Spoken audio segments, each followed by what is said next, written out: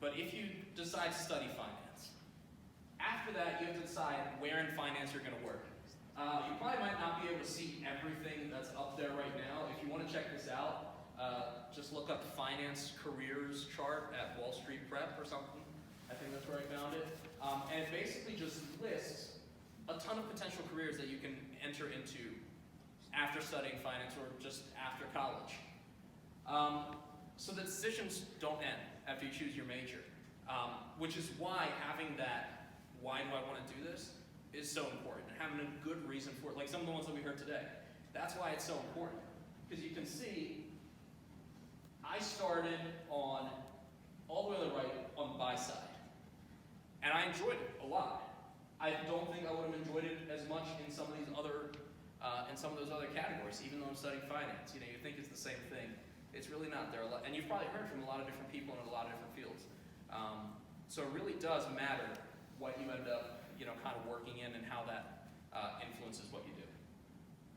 So anyway, I was on the buy side, specifically at Hamilton Lane. That is not the building I worked in. After I left, they just recently announced that they're making this new building, so I just have a habit of leaving and then good things happen, but apparently this is what happened.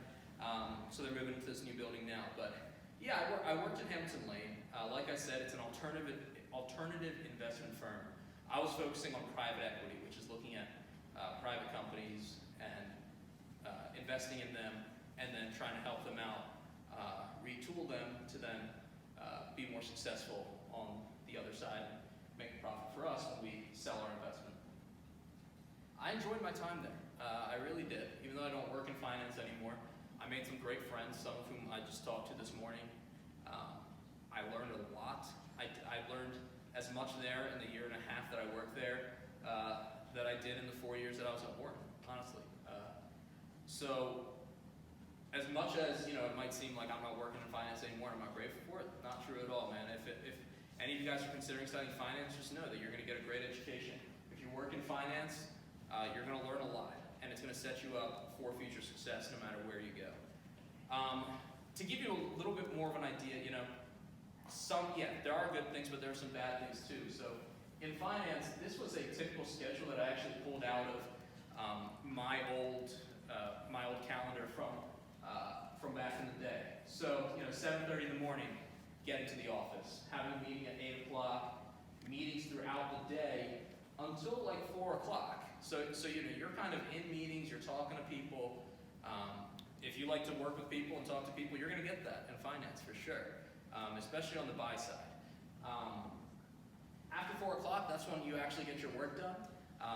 Write your memos, make your presentations, and then typical day, leaving the office around 11.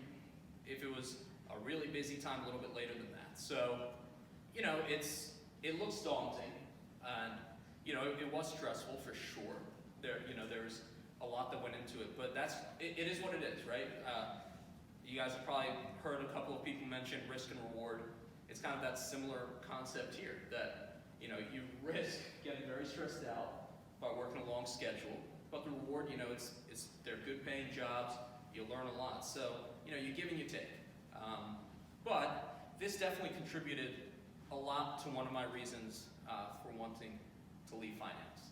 So I guess about a year and a half in, I did some soul searching, right?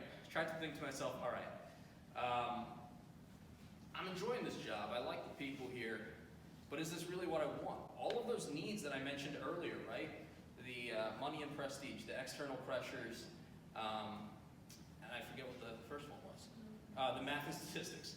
All of that were being met, right? Everything that I thought were my desires were being met, but I still wasn't super happy. So after about a year and a half, I left this job with nothing lined up. No other job lined up, just kind of got up and left. I knew exactly what to do, but in a much more real sense, I had no idea what to do. So anyway, after I left, I really did some soul search and tried to think about, all right, so what is important to me? If I thought that's what I wanted, but I still wasn't happy, then what does make me happy? So global, impactful change. You want to go into a job or in whatever you do, and see that the effort that you're putting into it is actually turning into something.